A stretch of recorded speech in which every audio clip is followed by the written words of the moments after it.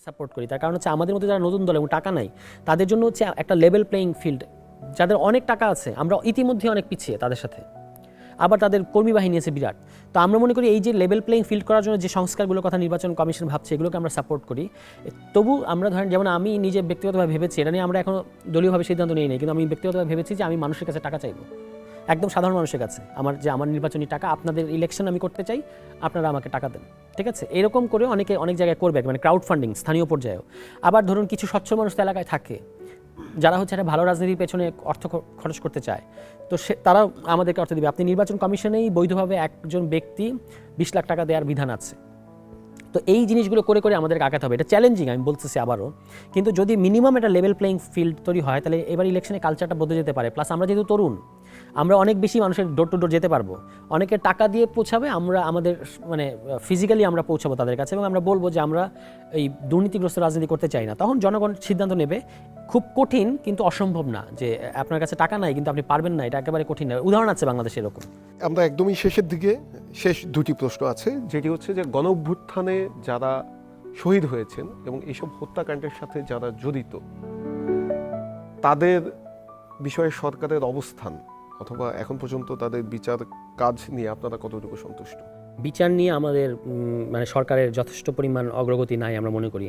যদিও এটা একটা টেকনিক্যাল কারণে তারা বলবেন যে এটা তো বিচার বিভাগের প্রশ্ন বা ট্রাইব্যুনাল কাজ করছে, কিন্তু সরকারের একটা চাপ থাকা উচিত, তাগিদ থাকা উচিত। একটা গুরুত্বপূর্ণ বা তাৎপর্যপূর্ণ মামলারও এখন পর্যন্ত সে অর্থে কোনো পরিণতি পায় নাই। এটা আমাদেরকে বেশ ভাবিয়ে তুলছে।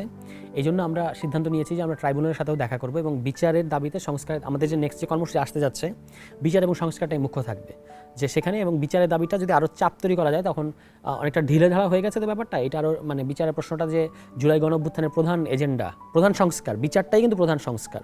আমরা অনেকগুলো সংস্কার কথা বলছি, কিন্তু বিচার হওয়াটাও কিন্তু একটা বড় সংস্কার, যেটা জাতীয় সংঘের রিপোর্টেও এসেছে যে বিচারটা হওয়ার তারা কীভাবে বিচার করতে হবে সেটাও তারা বলেছে।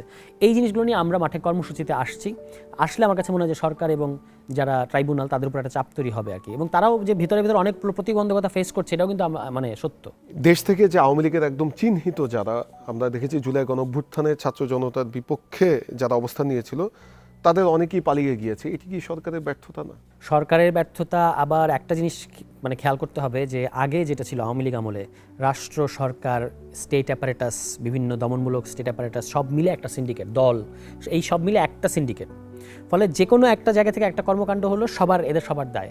এখন পরিস্থিতিটা ভিন্ন, এখন অনেকগুলো আলাদা আলাদা ডিপার্টমেন্ট হয়ে গেছে। স্টেট অ্যাপারেটাস এক ধরনের উদ্দেশ্য মাথায় রেখে কাজ করছে, রাষ্ট্র এবং সরকার আলাদা হয়ে গেছে, সরকারকে অনেক ক্ষেত্রে পুরনো রাষ্ট্রযন্ত্রের সাথে ফাইট করতে হচ্ছে। এই ব্যাপারগুলোই ঘটেছে। অবশ্যই যে কোনো কিছু ঘটলে বাংলাদেশের কালচার অনুযায়ী সরকারকে প্রধানত দায় নিতে হয়, আমরা সেই জন্য তাকে অ্যাকাউন্টেবলও করতে চাই। কিন্তু ভেতরে পাওয়ারের যে অনেকগুলো ব্লক, তাদের যে বিভিন্ন বিপরীতমুখী ইন্টারেস্ট, এটাও কিন্তু মাথায় রাখতে হবে। এবং এই কারণে অনেক কিছু ঘটেছে যেটা হয়তো সামনে আমাদের এই প্রশ্নগুলো আরও সামনে আসবে। যেমন ধরুন, এটা একটা খুব গুরুত্বপূর্ণ ব্যাপার যে যখন তারা আয়নাঘর ভ্রমণ করতে গেল ডক্টর ইউনূসের নেতৃত্বে, সেখানে বোমা প্লান্ট করে রাখা হয়েছিল, কারা করেছিল, কি করেছিল, এই প্রশ্নগুলো যে এখন আপাতত চাপা পড়ে গেছে, কিন্তু এগুলো কিন্তু আসবে, ঠিক আছে? ফলে যারা এগুলোর সাথে জড়িত তারা যত শক্তিশালী হোক এটা তাদেরকে জবাব দিতে হবে। কারণ গণ অভ্যুত্থানের মধ্য দিয়ে জনগণের সার্বভৌমত্বটা প্রতিষ্ঠিত হয়েছে, যেটা ফর দ্য টাইম বিং মনে হচ্ছে যে জনগণ আবার চলে গেছে, ফলে আমরা আবার পুরনো পাওয়ার। তাহলে আপনি কি